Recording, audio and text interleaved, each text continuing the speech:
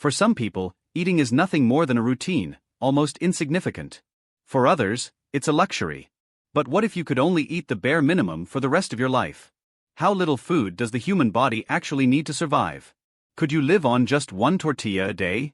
Or does your body have a secret trick to stretch that meal as if it were magical? Today we'll explore the science behind eating almost nothing, something millions of people around the world face every single day. The human body is a master of adaptation. When you eat a lot, your body burns more. When you eat less, it slows down and starts conserving energy, almost like switching into battery saver mode. This process, known as metabolic adaptation, is why a person can survive for weeks with barely any food.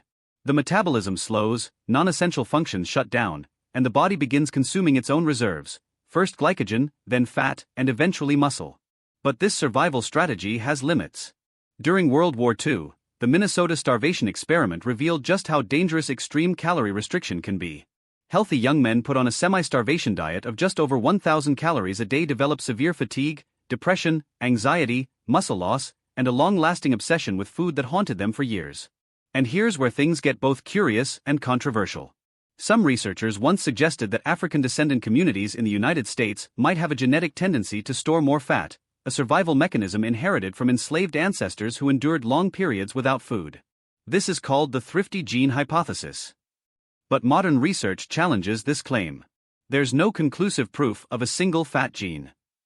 Obesity is a multifactorial phenomenon. Genetics, education, stress, lack of access to healthy food, and systemic inequality all play a role. It's not about being genetically bigger, but about living in conditions where hunger shapes the body, and sometimes leaves permanent marks. So, what's the bare minimum to avoid death? On average, a person needs between 2,000 and 2,500 calories a day to maintain basic functions. But in extreme cases, under controlled conditions and with almost no physical activity, the absolute minimum can drop to around 100 calories daily. That's about 2 bananas, 1 egg, a cup of rice, a handful of beans, and a bit of oil. Can you survive on that? Technically, yes. For how long? That depends. Let's break it down. Day 1 to 3. The body enters alert mode. It relies on glycogen stores in the liver and muscles for quick energy. Hunger feels overwhelming, dizziness and headaches kick in, but you still have strength, you're running on fumes. Day 4 to 10. Glycogen runs out. Now the body shifts into ketosis, breaking down fat into ketones for fuel. Appetite decreases, but your breath may smell like acetone. Movements slow, metabolism drops, and your body fully activates energy-saving mode. Day 11 to 21. Muscles begin to pay the price. As fat reserves shrink, the body starts breaking down muscle tissue. Strength, reflexes, and focus deteriorate. Women may lose their menstrual cycle. Even the heart, immune system, and brain mass begin to weaken. At this point, you're not just weak, you're vulnerable. Day 22 to 45. Internal damage escalates. Severe anemia, vitamin deficiencies, frequent infections, hair loss, and obsessive thoughts about food become common. Survival turns into a painful trade-off. 2 months and beyond. Few bodies can endure this stage. Some may survive, but often with lifelong consequences: osteoporosis, stunted growth in children, cognitive decline, chronic depression, even reduced brain volume. Survival comes at a devastating cost. Not everyone deteriorates at the same pace. Those with higher fat stores might last longer, but that doesn't guarantee protection. Stress, climate, activity, and pre-existing conditions all matter. Some collapse within weeks, others manage years in harsh conditions, but nobody escapes unscathed. And there's another side to this, when food restriction is not forced by poverty, but by the mind itself. Eating disorders are not a trend or a choice. They are serious mental illnesses.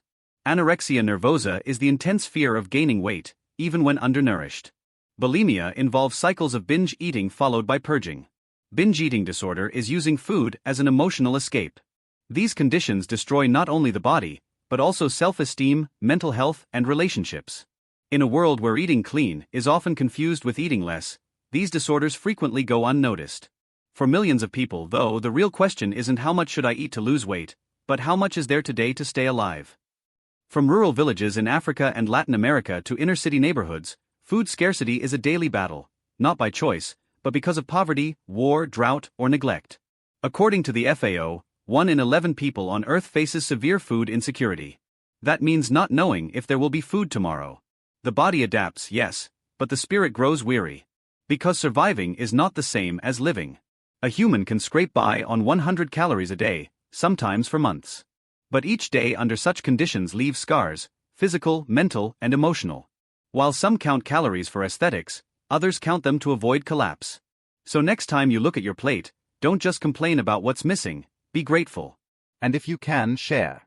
Eating keeps us alive, but feeding others keeps us human.